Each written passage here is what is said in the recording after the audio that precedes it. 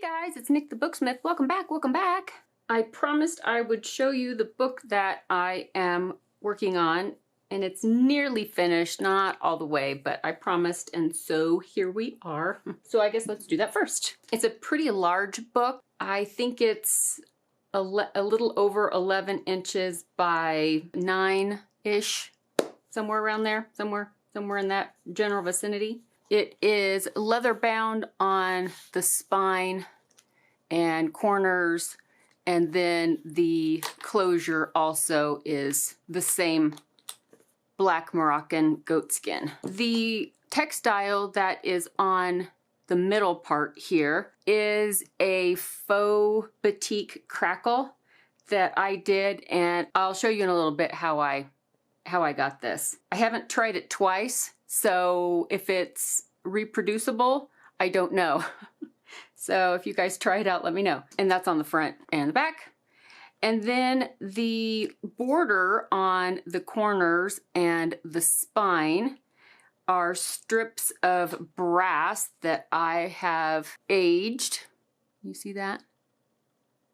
With a patina technique that involves time and salt and air and a little acid. Along the spine, you can probably see the little rivets. Kind of cool. It's got the turquoise patina on it. This one has quite a bit actually. And then for the closure, there is a padlock, also in brass. I did not patina that. But behind it, there is this dial, and it is an antique brass fitting from an old gauge. So that's what that is. And then this little latch here, this hasp, is also brass. The little key that goes with it. I have not decided as of yet what I'm going to be doing on the spine, if anything. I think I am. I just haven't quite decided as of yet. And this little hasp latch goes up and that goes back, and that's all it is. The end pages are antique astronomical illustrations.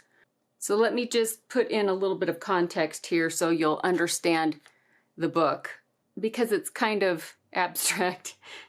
I know they all are, but this one's, this one might be more abstract than others because this is a lightly concepted journal, meaning that there is a story, but it hasn't been so jam-packed full of stuff that it couldn't just be used as a book or adapted to something else, really. I've always been fascinated in metallurgy. I was doing research on the beginnings of metallurgy, which is alchemy. Of course, alchemy is the father of chemistry and metallurgy and some physics, and back in the day, because that's what was first started. That was one of the first sciences, was alchemy. And as time went along, then there became two distinct different kinds of alchemists. There were those that went off into the more of the occult kind of direction, but then there were many that stuck with the science side. And they truly believed that they could transmute lead into gold, but they weren't doing that with spells and occult type practices. They were truly trying to figure out recipes of different alloys or using different kinds of techniques to transform lead, other metals, into more precious metals. My maternal grandfather worked in this field. His work had to do with metallurgy as an engineering science, and he worked for a company, and they developed different alloys of metals that would go on, let's say, like the nose cone of a jet. So they would have to figure out what the best combination of metals were to withstand the force that was coming against the plane and the temperature and the pressure differences of the altitude and that kind of thing. So that's what he did. I think that's one of the reasons why I'm particularly interested in that field. I don't have the grasp of math like my grandfather did. For him, being an engineer in metallurgy that was his jam. It kind of, the math part goes over my head and it's basically all math, but it's fascinating. It's fascinating to read about and to find the history. So that being said, this book is based on that kind of an idea. Not a modern day metallurgist, but someone was back a ways, has been researching and collecting information and the kinds of things that they believe will help them to figure out how to make gold from lead. This book starts out with some of the baser metals, and then you'll see as the book progresses what the person ended up including in on their techniques and their method to get to the end product. I don't know if any of that makes any sense whatsoever. I don't even know, man. I'm gonna grab this piece of fabric and put the book down here. Okay, so that's my long convoluted context story.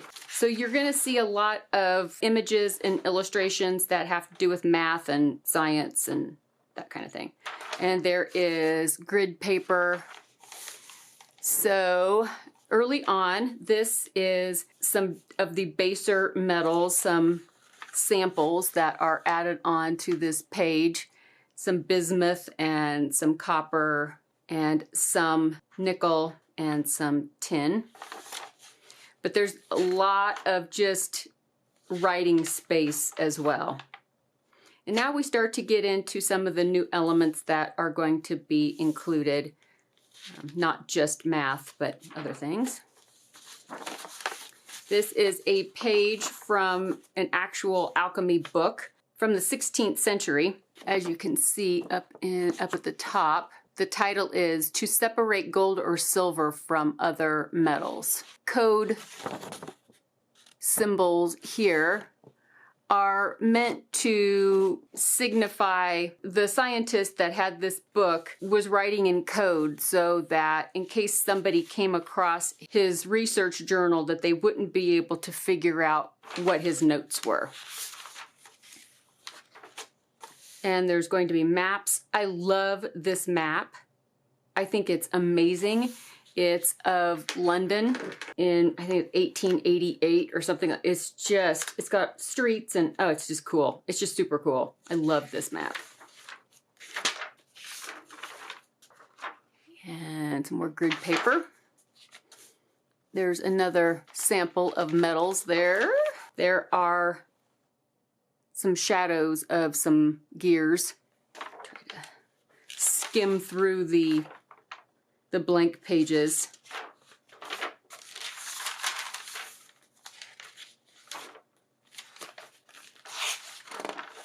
Some more metals with some more code here. This one's really, really cool. So this was something that I created in Photoshop, and it's kind of like the dividing of a cell, but it has different metals on both sides. And I guess you could take it to mean either the cells are dividing or the molecules are attracting. Either way, I'll let you make that distinction. And here is sheet music that is here with some choreography that is added in with it. And on this side, you'll see that there are holes in this onion skin paper, and then behind it are different metals that show through the holes.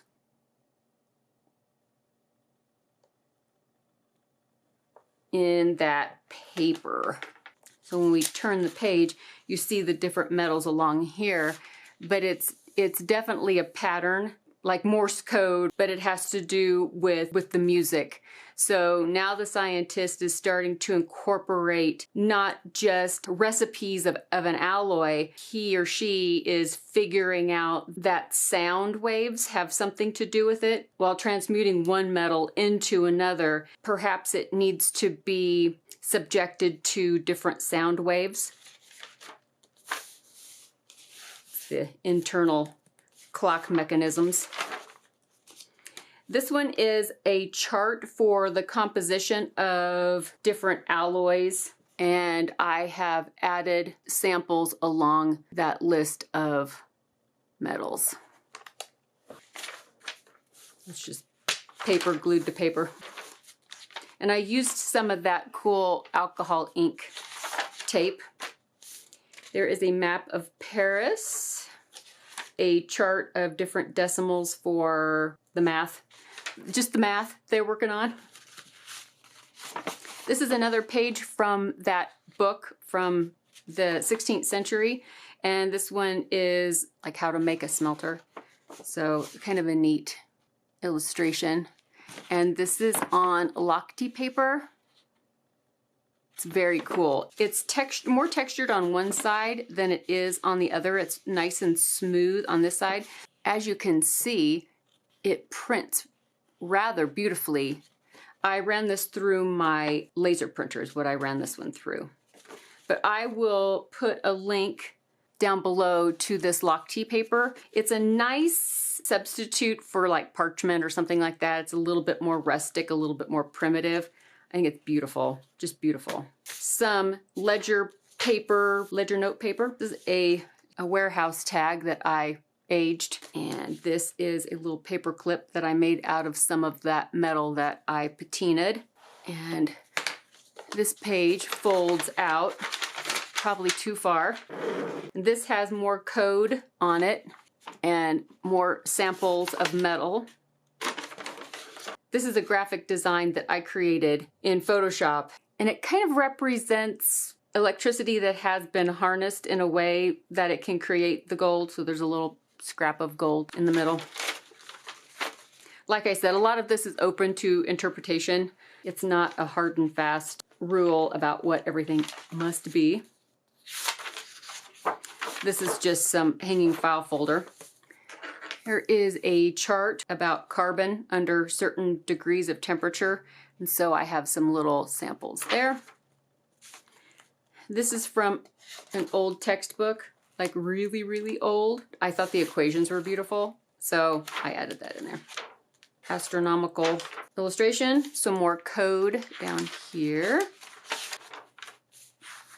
This is lists of names. What they may mean can be up to you. But in my brain, this was research that was being done, and he or she was collecting research from these different people. Some accounting pages.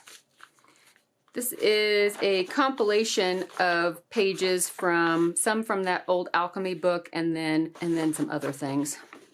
There's kind of a cool drawing in the back, one of the beginning pages of that alchemy book, and some Latin written there. And there is a scrap of copper. I have a little bit of sheet copper. Sewed that to this paper. This book has 320 pages. It's kind of big.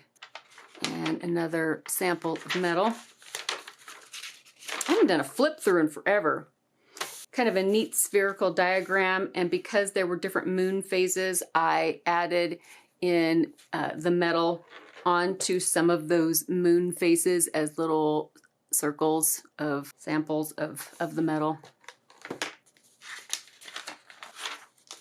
More code over here and more planetary diagrams. Here, this closes up something too. This is old. This is real from a friend sent me notebook that had some old notes written in it.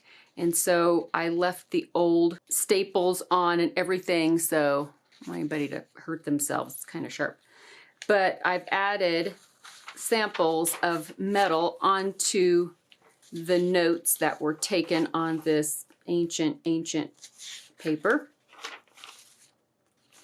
So maybe the researcher found somebody's notes and added them in.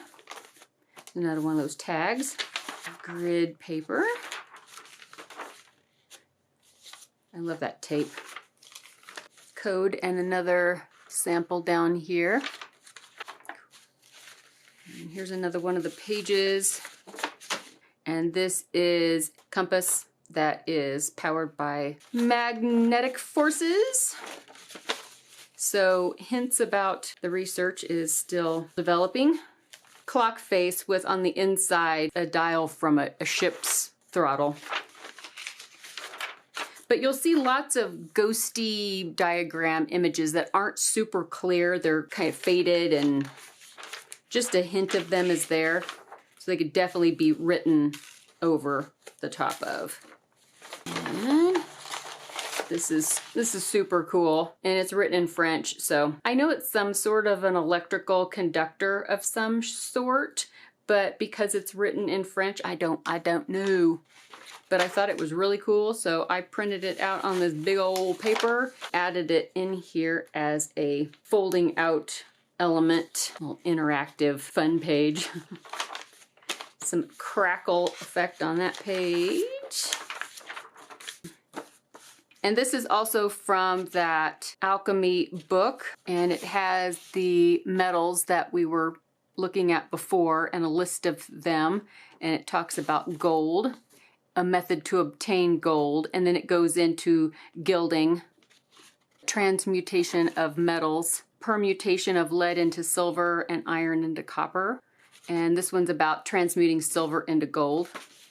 And then I just did a little 3-hole pamphlet stitch, and it goes in this little envelope with some more of the music choreography down here. I'm trying to remember what's in here.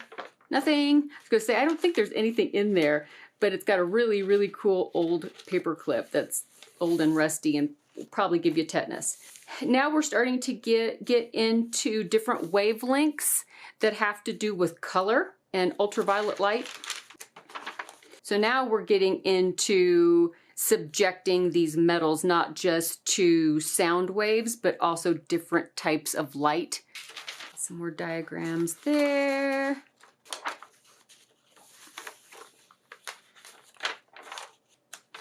This is a map, and it's coded, so we don't know exactly what the scientist was needing to find, but there are definite plans of attack because they need this right here, the sample of this kind of metal, and it's only found here, wherever here is.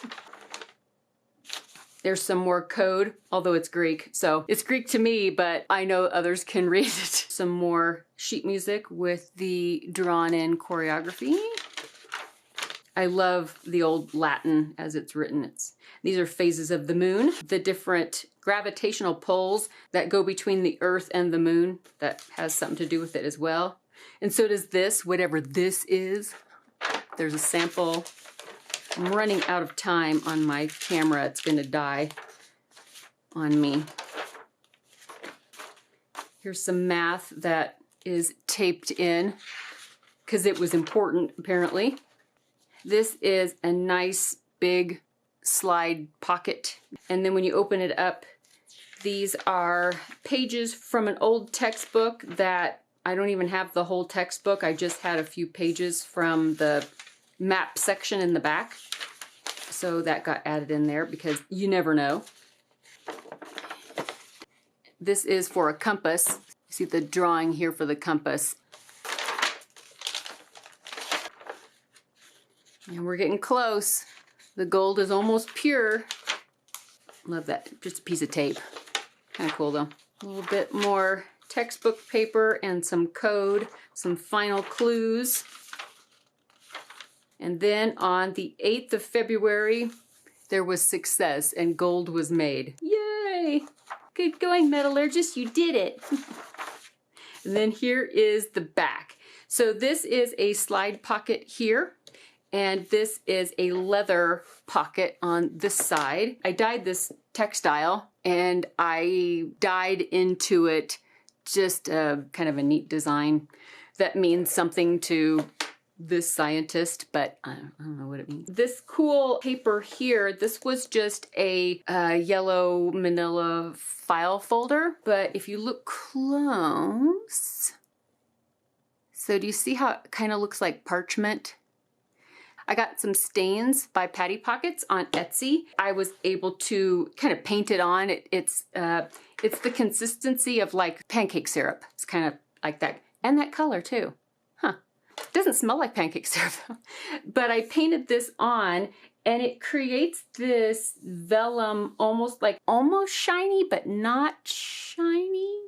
And I built it up a couple of coats and let it dry in between. In order to get this cardstock to lay flat, painted the back first with stains stuff and let it dry, and then I flipped it over and painted this side. Once it had that one coat on it, I could go ahead and add another coat on the top and it didn't warp it up. I sewed all this on, hand sewn on there, and I will finish this up as far as what I'm going to be doing on the spine, if anything. I don't know. I'm thinking about it.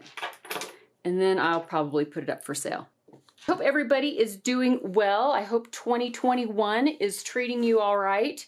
I'm still waiting to be impressed, so let's just put it that way. I mean, we're still expected to waste precious brain cells doing our taxes, so that didn't change.